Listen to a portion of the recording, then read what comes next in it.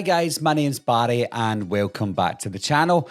I'm just back, well not just back, it's been a few days now from Sheffield HorrorCon 2025. This was HorrorCon's 10th anniversary, so it was kind of a special event for the con because it has been 10 years already, and I've just been back a few days. The first time I've had time to do some sort of recording, and I'm just going to go through the sorts of things that we got up to. Well, not everything, of course, on the weekend. I went down on the Friday morning, well, I left Friday morning for the train. The year before I drove down, and it wasn't a good idea because I was drinking the night before I had to go back. So I decided to get a train down this time, and it was probably better. A little bit more hectic, but better to get the train down and back because you don't know what state you're going to be in when you have to leave. But I went down with my friend Darren, who runs the Slaughtered Lamb movie podcast with Frank. You all know Frank and Darren. So I met Darren down there. We stayed in an Airbnb together, separate bedrooms, of course, and it was a great laugh. Now, what me and Darren tend to do is we go out the night before the con on the Friday night and have a few drinks. And Darren drinks doubles, so I thought I'm going to start drinking doubles with Darren. And I do drink doubles usually, but I don't know what happened. 1 minute, it was about 11 o'clock at night. I said to Darren, let's do a bit of karaoke. And I really honestly remember going up to the karaoke machine, putting the microphone to my mouth, and before I could sing, I woke up in my bed with my clothes on, my trainers on, my shoes, and it was 6 a.m. And I'm like, what? Where am I? My contacts were stuck to my eyeballs, and I got up, took my contacts out, took my clothes off, and went back to bed for a couple of hours before I had to get up officially for the con that morning. Woke up at 9 though, and I didn't feel that bad, to be honest. Ready and fresh for HorrorCon 2025. And I asked Darren, I was like, what happened? And he was showing me videos of me singing. Darren, I don't know why you're recording me. Videos of me singing, pictures of me on the couch talking to him, eating a German doner kebab. And I'm like, I don't remember eating that German doner kebab. Oh, I can still feel it. And I don't think it was nice, I'm not sure. And that explains the German doner kebab on my jeans. That's probably stained my jeans. And he said I went to bed and I fell asleep on my back. He said that just to make sure I was okay, he tried to roll me over to make sure I wasn't sick in my mouth as I was sleeping. And he was saying, doing a really bad Scottish accent, he was saying, no, every time he was trying to push me. I think that makes me go off drink, to be honest. And it did, that weekend at least, because on the Saturday, went to the con, met lots of cool people. I don't go to the cons for the stars, like the actors and the directors and stuff. If I see a director from the Monster Squad, for example, or Halloween, I'll maybe book them for photographs. But in terms of autographs, I don't get autographs, and I don't really go and meet the stars. What I found really surprising is Ty West was probably the biggest name there, but his queue was empty. Nobody went to see him. I think the biggest queue was like John Cassier from Tales from the Crypt, or the Soska sisters, who are directors as well. But Ty West, I don't think people knew who he was. There was a point where Ty West got up out of his chair and started wandering around the con because he was so bored. And even as he was wandering around the con, nobody was talking to him. Nobody recognised him. I did, of course. And I'm not the sort of person to go up and say, oh, hello, Ty. So I didn't bother. But I hear he's not the best person to speak to. But some people said he was fine. So I don't want to comment on that, just in case he is a nice guy. But yeah, I was so surprised to see that Ty West was not busy. One thing I love about the con, and not to have a big head, and I'm sure Darren feels the same, is when we get to the con, people start to recognise us from our channels and they say, oh, hi Barry, or some people call me Wolfman, which I don't like, guys. If you call me Wolfman, I don't know why you do that. Wolfman's Got Nards is the name of the channel. It's like going up to James A. Janice from Dead Meat and saying, hey Dead, how you doing? And he'd be like, my name's not Dead, it's James. Same with me, my name's not Wolfman, it is Barry. I say it at the beginning of every video, my name's Barry. Anyway, it's great when people come up to you, regardless of what they call you. Hey Wolf, Nards, Barry, Dickhead. I love it when people come up and say, hi, love your channel, or hate your channel, or I know of your channel. And then we start talking about horror movies, or even start talking about the things that I've spoken about on the channel. Always love to see that. There are people that come up to me and say, I've seen you a couple of times over the years, but I don't want to come up to you and annoy you or anything. It never annoys me when anyone comes up to me. You might want to interrupt me. I might be in the middle of speaking to someone, but still, I just love that feeling of people coming up and saying they watch my channel.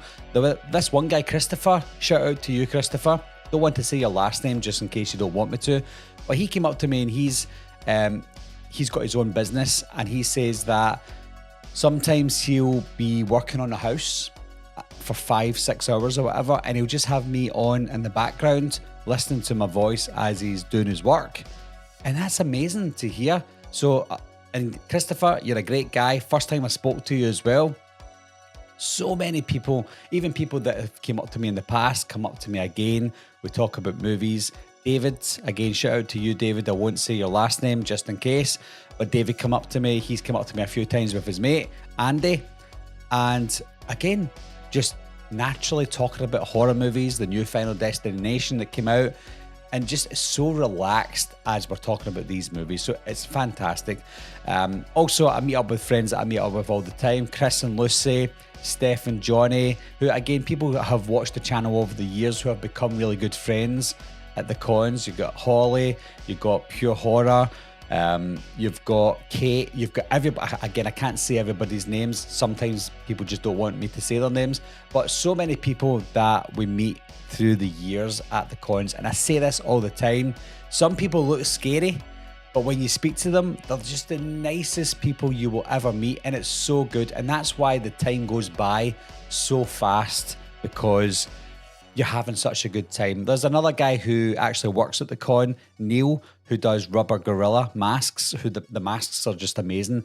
He makes them by hand. And I speak to Neil every year as well. But this year, I think I got to know Neil a little bit more because he came to the after party. We got speaking one-to-one, and he's just such a nice guy. Not just Neil, but everybody that I speak to, they're so nice. A little guy called Louis, not a little guy, about my height, boy called Louis, who's a fan of Darren's channel. And I don't know if he's a fan of my channel, but he knows about my channel. And we've got so much in common. Such a nice guy. He came out of his as well, and we got to know each other. So it's good to get to meet people that watch the channel and get to know my viewers, my subscribers. I wouldn't call them fans. I don't go that far. But my subscribers, my viewers, just speaking to them one-to-one on a human basis, face-to-face. Some people said to me as well, like, oh, is YouTube your full-time job? And I'm like, no. YouTube's just a hobby, and it always will be a hobby. I tell them what I do for a living, and they go so gobsmacked. They're like, whoa, I didn't know you done that for a living. So it's nice to get personal with people, have a one-to-one conversation, a human interaction with people, just to let them know that I'm a human being as well, and I have human hobbies. There's this one guy called Gilly that came up to us. He loves Darren's channel, and he's a Wrexham fan. And just getting to talk to people about football as well, or soccer. I love football, but I don't talk about it on this channel because it's not a football channel. And some people don't realize that I love sports. I love football, soccer. So it's good to talk to people about other things other than horror as well. That's why the cons are so good, because although we're there for the horror, we love other things too. So yeah, it's great. I didn't buy anything when I went there, apart from one thing that you saw at the beginning of the video, the Monster Squad. It looks like a VHS, but it's not. It's the VHS collection by Alleycat.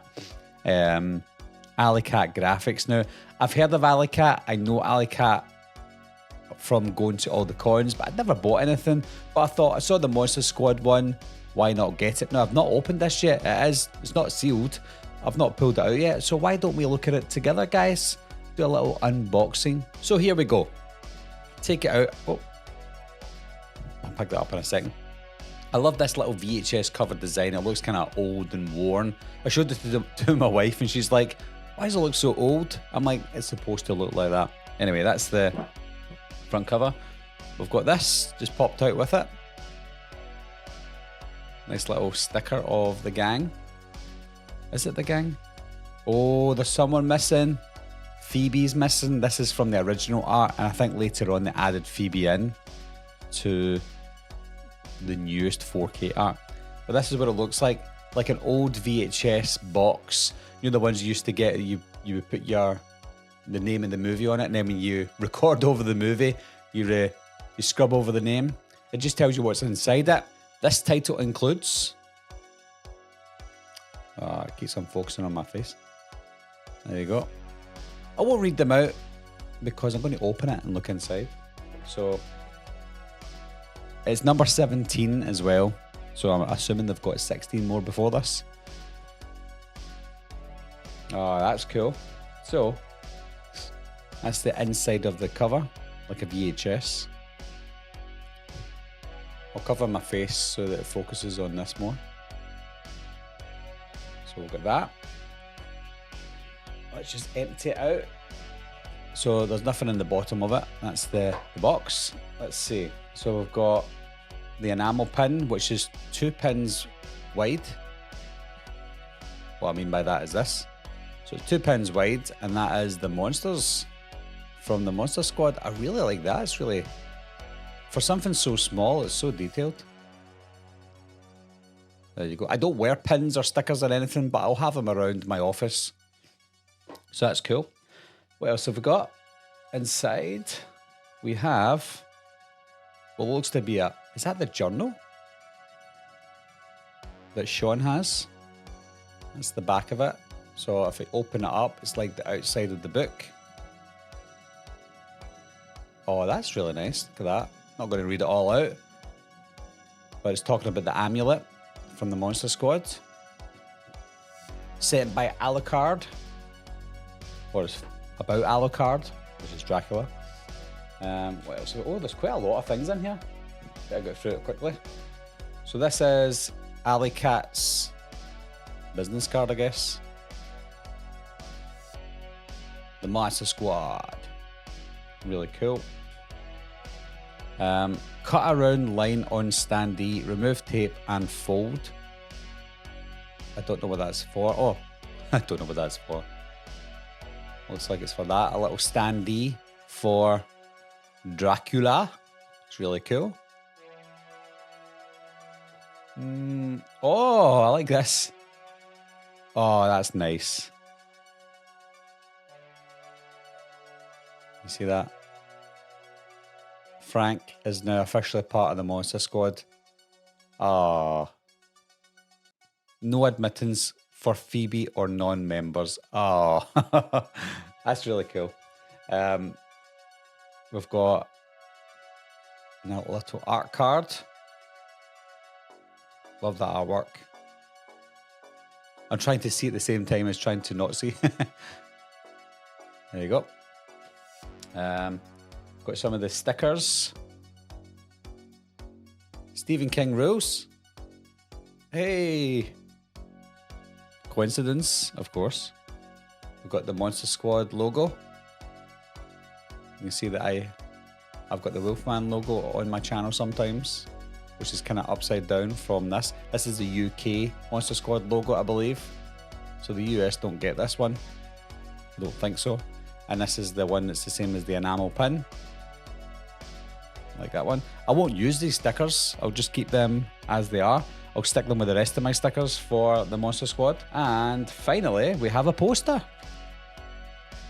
Oh, yes. I'll show you that last. So, oops. Now that's fitting. Hey. Aim for the Nards. The best defense against a werewolf. Wolfman's got Nards. And then finally, this is similar. It's not identical. This is similar to the UK quad poster that we got when the movie first came out. It's been redone for the modern day, but that's the kind of layout that we had for our Monster Squad poster in the UK. I absolutely love this, even more so than that. That's the Monster Squad logo from the movie when the movie's on, but that is the UK logo for the Monster Squad. How cool is that? Little mini original quad that's been redone for the modern day. That is excellent. This cost £18. Now, I'm not endorsing Alicat or anything, but if you're interested in stuff like this, definitely check out Alicat. Do they have a website? Yes, they do. alicatgraphics.com. This one came out in 2021, so it's not new or anything, so you've probably seen it before. And I've seen it before as well, but I just never thought about buying it for some reason. But this year I thought, why not? It was worth it. I might actually use this poster though. I don't tend to use posters apart from this, but that's really cool. Might have to get that framed. I don't like putting posters up on the wall without any frames or anything, hence a frame around that one. But yeah, thanks Alley Cat. That's amazing. But anyway, back to the con, guys. That's the only thing I bought. But after the con was over, we went to the pub for a few drinks. And after the pub closed, we ended up going to a club/pub that's open till like 3 in the morning.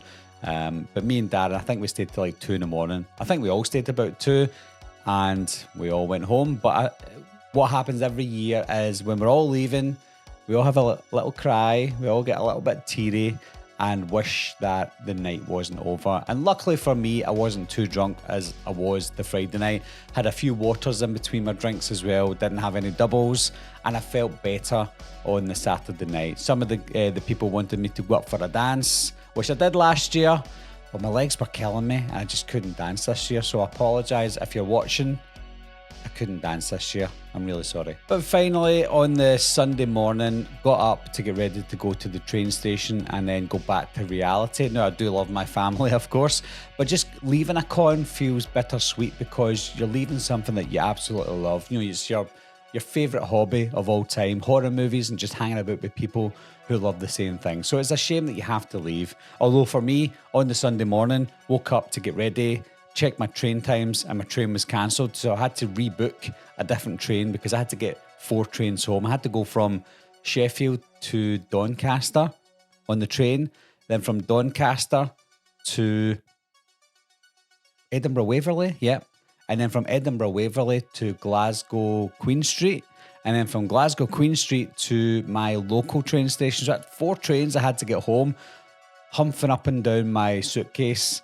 It was a long journey, but again, it was one that was worth it and one that I can't wait to do again. So I'm looking forward to going next year to Sheffield HorrorCon. If you're ever interested in going, guys, I highly recommend it. Now, luckily for me, I don't have to wait a year because I'm going to go to For the Love of Horror this October. I think For the Love of Horror is the biggest one in the UK. Although the Sheffield one, although it's not as big, it's very intimate and personal to us horror fans, whereas the For the Love of Horror, I think it's more open to more other people, and of course they sell more tickets because it is a bigger venue, etc. But I'm looking forward to that one. That will be the next one that I go to. But in terms of Sheffield HorrorCon, absolutely loved it. Great hanging about with Darren, mostly because Darren shared the apartment with me as well. And it's good to meet up with the UK based YouTubers because we don't have a lot of us here in the UK, so it's cool to meet up with them. Not only meet up with them, but hang about with them, and even with Darren, sharing an apartment with Darren, getting to know Darren a little bit more as well. So it's always nice to spend time with those guys. But anyway, guys, if you went to Sheffield HorrorCon, leave your thoughts and opinions. I was going to say, leave your experiences down below. Let me know if you met anyone cool, any artists, any directors, actors, etc. And did you meet me? Because I got a lot of photographs with people that I don't know who they were. Mark, sorry. I forgot, sorry, Mark. Mark, who used to help run Mad About Horror. I recommended for him to go as a guest this time, and he came. So, hi, Mark. Spoke to Mark. Unfortunately, I didn't have a drink with Mark because he was drinking and I wasn't. But yeah, it was cool to meet up with Mark as well. But apart from Mark, apologies, Mark. Everyone else, there's a lot of people that came up to me and asked for photographs and spoke to me about horror movies, and we got a few pictures, but they haven't tagged me. So if you have a social media, please tag me if you're watching this video, and so I can share your pictures. But anyway, leave your thoughts and opinions down below, guys. Let me know what you think of the con, and I'll talk to you soon. Meeting adjourned. I'll be right back. What are you waiting for, huh? Coming to get you, Barbara. Ever played Skin the Cat? Someone's in the back! See